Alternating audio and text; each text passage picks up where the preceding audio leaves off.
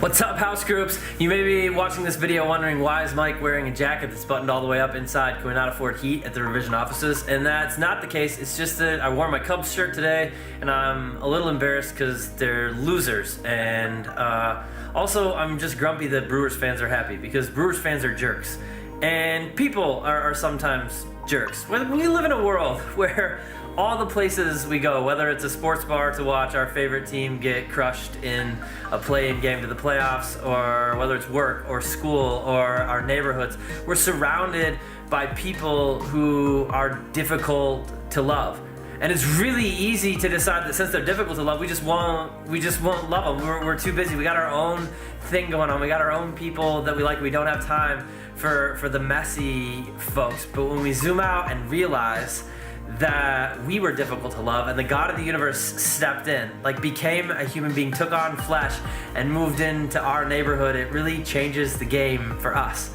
Over the course of the last month, we've been doing this series called Won't You Be My Neighbor, talking about how Jesus, when he stepped in and took on human flesh, radically redefined what the word neighbor even means. He removed the context of proximity from the word neighbor. He removed the context of similarity from the word neighbor. And he said it's not just the people who live next to you or look like you. Your neighbor is any life your life crashes into who could use some love. And then he invited us to show love to every single one of those lives, to live lives that look a whole lot like his. Where every life he crashed into, he stopped and he met and he saw and he loved. But that's really difficult for us to do because there's a cost involved. There's a cost involved in living like Jesus.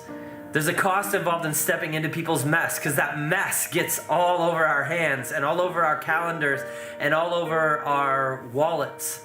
And sometimes we don't want to pay that cost. But over the course of this series, we've talked about like the brilliance and the beauty that Jesus is inviting us into as we neighbor like he neighbored, as we look out at the people around us through the same lens that he sees them through, that Jesus is inviting us. He's giving us the chance to rewrite the future, to literally make an eternal impact as we function as his hands and feet in the world and point people toward his love. And I can't help but sit back and wonder sometimes, what if we did it? What if we were willing to pay the cost? You know, a couple weeks ago, Dr. David Nelms from the Timothy Initiative talked about what it costs people all around the world in places where Christianity is outlawed and Christians are persecuted to live like Jesus and neighbor like him and see people through his lens and share his love. He talked about how, like in Nepal, they recently outlawed talking to other people about your faith in Jesus, and he was talking to some church planners who said, listen, we know that it will cost us our blood, but how can we not share the love of Jesus with the world? I talked to him after, and he wants Revision to sponsor a church planting training center in South Sudan, to send church planners to Sudanese refugee camps and back into Sudan itself, which is like 98% Muslim. Christians get killed for going to Sudan. He's telling me about a church planter who's from Sudan, who met Jesus in a refugee camp and decided he was going back to Sudan to share Jesus with people around him. And he just said, you know what's going to happen to you there, right? That you can't go. They're going to kill you. And he said, I know it's going to cost me my life, but my life cost Jesus his. So what else can I do?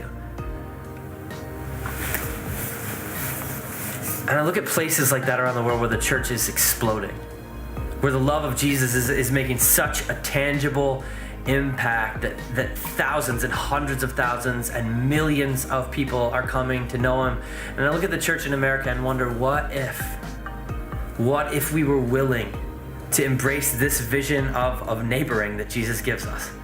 Say, look, my neighbor isn't just the people who are like me or the people I like. My neighbor is any life my life crashes into who could use some love. And I'm willing to pay whatever it costs to show that love, because Jesus paid an incredible cost to show love to me.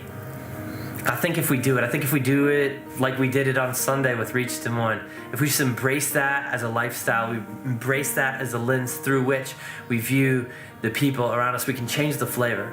We can change the flavor of this city as we sacrificially love people the way Jesus loves them and point them toward Him.